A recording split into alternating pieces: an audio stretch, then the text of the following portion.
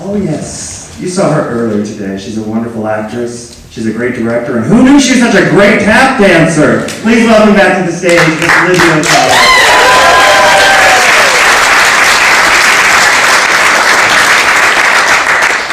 I'll be brief before Leon has time to make another costume change.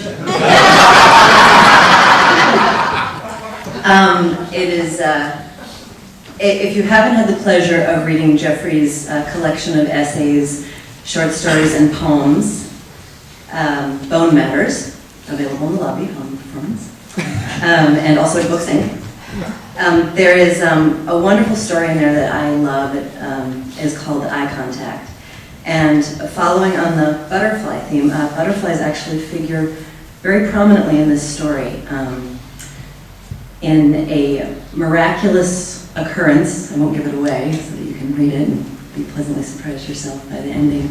A miraculous occurrence brought on by the transforming powers of love and art. And I think we've seen that here tonight as well. So without further ado, Mr. Jeffrey Hargraves.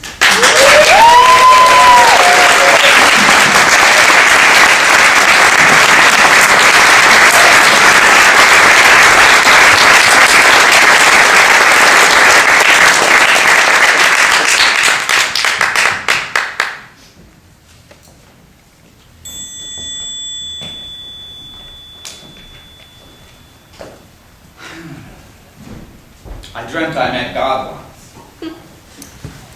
I was in this massive space and I saw a figure in the distance and I thought to myself, I think that's God. And then I heard laughter. God was laughing at me. What was stranger was what God looked like. God looked like a little girl, about 9 years old. 9.5. What was even stranger was what God was doing. She was sitting on a rock, blowing soap bubbles. That's it. A little girl sitting on a rock, blowing bubbles. No harps, no cherubs, no pearly gates. I thought to myself, well, maybe I got it wrong. Maybe that's not God after all.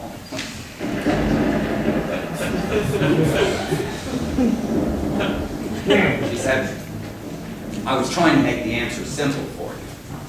She pursed her lips and a bevy of bubbles issued forth, and I said, I don't remember asking any questions. And she said, please, you've been asking questions all your life.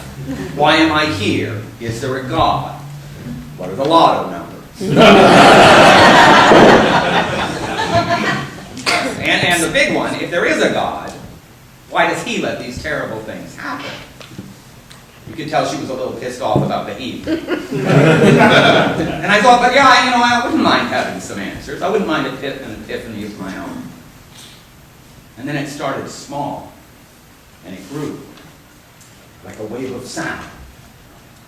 It was as if every one of those bubbles had a voice or a spirit, and they were laughing or crying or rejoicing, and some floated higher than others, and some were caught in the whirl and wake of one another. Some reflected different colors. And some floated straight from the hand of God, filled with the same breath of creation, to a short and bursting end. And God said to me, choose. And I didn't understand. She said, choose. Choose the good bubble from the bad bubble. Choose the bubble I should not have made. Choose whether or not it would be more wondrous if these were all to follow the very same path to the short end, or is there perfection in this chaos? And I thought to myself, I don't know. I looked at this dance of light and air, and I was happy, I guess. And I even felt young, the same way that something as silly as bubbles can make you feel 9 years old again. 9.